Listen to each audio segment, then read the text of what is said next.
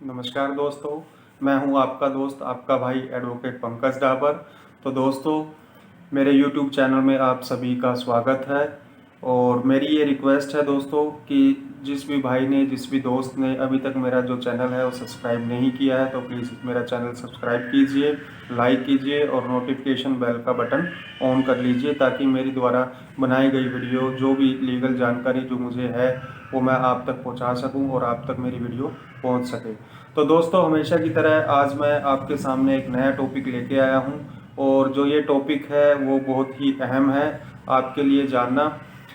और जो आज का टॉपिक है दोस्तों, वो टॉपिक है कि 10 legal rights during police arrest. कि अगर आपको पुलिस अरेस्ट कर लेती है तो आपके 10 अधिकार क्या हैं। तो दोस्तों, आज मैं इसी बारे में आपसे बात करूंगा कि अगर आपको पुलिस अरेस्ट करती है तो आपके पास क्या क्या राइट्स हैं, आपके क्या क्या अधिकार हैं। तो दोस्तों, सबसे पहले अब मैं बात करना चाहूँगा आपसे गिरफ्तारी पर आपके अधिकार। तो फर्स्ट दोस्तों, आपके पास क्या अधिकार है अगर आपको पुलिस अरेस्ट करती है। गिरफ्तारी का कारण जानने का अधिकार।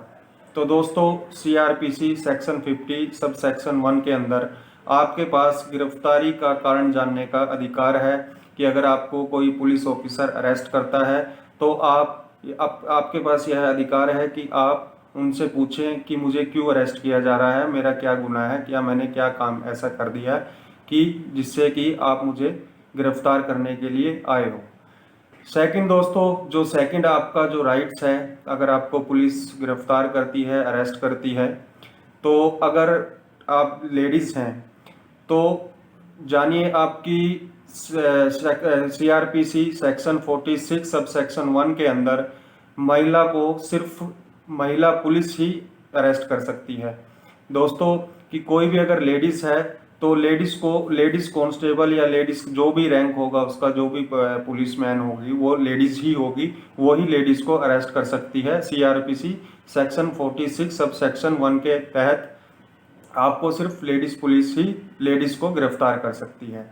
थर्ड जो दोस्तों आपके पास अधिकार है, सीआरपीसी सेक्शन 46 सब सेक्शन 4, कि कोई भी अगर महिला है, कोई भी लेडीज है, तो उसको सूर्यास्त के बाद और सूर्योदय से पहले गिरफ्तार नहीं किया जा सकता।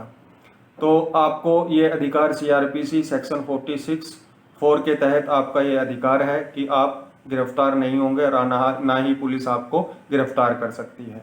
फोर्थ आपके पास जो अधिकार है वो है, मैं आपको बता देता हूं पहले कि ऑफेंस जो है वो दो तरीके के ऑफेंस होते हैं। एक नॉन कॉग्निजेबल ऑफेंस और एक cognizable offence. Non cognizable offence के मामलों में आप, अगर आपको पुलिस अरेस्ट करने के लिए आती है तो आपको वारंट देखने का अधिकार है, कि आप पुलिस वाले को बोल सकते हो कि प्लीज़ मुझे वारंट दिखाइए कि मैंने कौन सा कैसा क्राइम कर दिया है कि आप मुझे गिरफ्तार करने के लिए आए हैं। तो आपको ये वारंट देखने का अधिकार है। और दोस्तों, फिफ्थ जो अधिकार है आपका, जो राइट्स है, अरेस्ट मेमो बनाने का अधिकार। अगर पुलिस आपको अरेस्ट कर लेती है तो पुलिस की जिम्मेदारी है कि वो अरेस्ट मेमो बनाए। आपको पुलिस ने कहीं पे भी अरेस्ट किया है, घर से अरेस्ट किया है या आप कहीं बाहर हो, कहीं ऑफिस में हो या अपनी शॉप पे हो, कहीं पे भी हो, तो आपको अरेस्ट मेमो बनाने का अधिकार है, जो कि सीआरपीसी सेक्शन 41B के तहत आपको मिलता है। कि आप पुलिस वाले को बोल सकते हो कि सर मेरा अरेस्ट मेमो बनाएं। उस अरेस्ट मेमो में क्या होता है मैं आपको बता देता हूं दोस्तों। अरेस्ट मेमो के अंदर सारी आपकी इंफॉर्मेशन होती है जो पुलिस के द्वारा फिल की जाती हैं, आपके साइन होते हैं, और आपके दो फैमिली मेंबर या फिर कोई भी आपकी कॉलोनी का कोई आपका दोस्त हो सकता है या कोई भी रिस्पेक्टेबल बंदा जो है, उसके आप पुलिस जो है वो साइन करवाएगी अरेस्ट मेमो पे। और साथ ही साथ उन लोगों को, आपके फैमिली मेंबर को या जिसके भी साइन करवाएगी, उनको ये जानकारी देंगी कि हमने आज इसको इस धारा में और इसने ये ऑफेंस किया है, इसलिए हम अरेस्ट कर रहे हैं। तो आपको सीआरपीसी सेक्शन 41B के तहत यह अधिकार है कि आप अरेस्ट मेमो बनवाएं। सिक्स जो छठा जो अधिकार है दोस्तों आपको गिरफ्तारी पे, अगर आपको अरेस्ट कर लिया जाता है तो दोस्तों वो है सीआरपीसी सेक्शन 50A के तहत पुलिस अगर आपको अरेस्ट करती है तो उसको क्या है कि सूचना देनी होती है आपके रिलेटिव्स को या आपके फैमिली मेंबर को, किसी न किसी को उसको सूचना देती होती है कि हमने इस बंदे को अरेस्ट किया है या इस लेडीज को अरेस्ट किया है और इसने ये ऑफेंस किया है।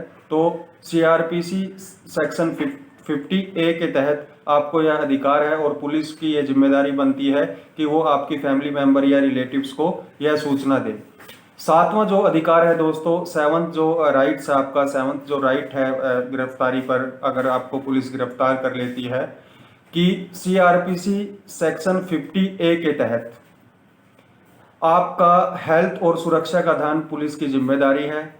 आप पुलिस को ये बोल सकते हो कि मेरी सुरक्षा का ध्यान रखा जी, मेरा हेल्थ का ध्यान रखा जाए, और आपका जो है वो मेडिकल करवाया जाता है। आपको अरेस्ट जब आप किए जाते हो उसके बाद आपका जो है वो मेडिकल टेस्ट होता है।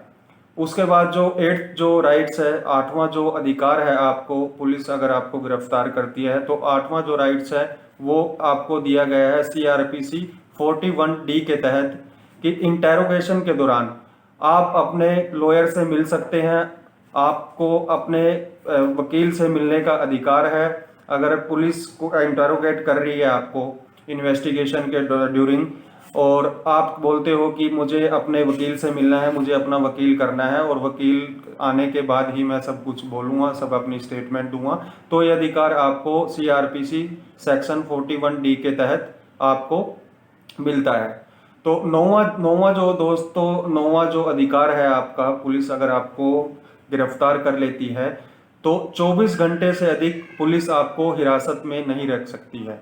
ये आपके लिए बहुत ही जरूरी है ये जानकारी, कि 24 घंटे से ज़्यादा पुलिस आपको नहीं रख सकती। और अगर पुलिस 24 घंटे के ज़्यादा आपको रखती है तो पुलिस को क्या है, वो परमिशन लेनी पड़ती है। तो दोस्तों 24 घंटे से अधिक हिरासत नहीं, तो ये आपको अधिकार दिया जाता है सीआरपीसी सेक्शन 57 के तहत, कि पुलिस आपको 24 घंटे के अंदर जो है मजिस्ट्रेट के सामने पेशी पर लेके आएंगी और आपको 24 घंटे से ज़्यादा अपनी कस्टडी में नहीं रख सकती है। 10वां जो अधिकार है दोस्तों, जो 10वां जो अधिकार है मैं आपको बता देता हूं, कि पुलिस की जिम्मेदारी है सीआरपीसी सेक्शन 54 के तहत आपका मेडिकल टेस्ट करवाना बहुत ज़रूरी है। तो दोस्तों जैसे ही आप अरेस्ट होते हो तब आपका मेडिकल टेस्ट होता है, उसके बाद आपको जब कोर्ट में पेश किया जाता है तो आपका मेडिकल टेस्ट होता है। तो दोस्तों ये क्यों किया जाता है और क्यों होता है, और ये आपके लिए क्यों आपके लिए ज़रूरी है?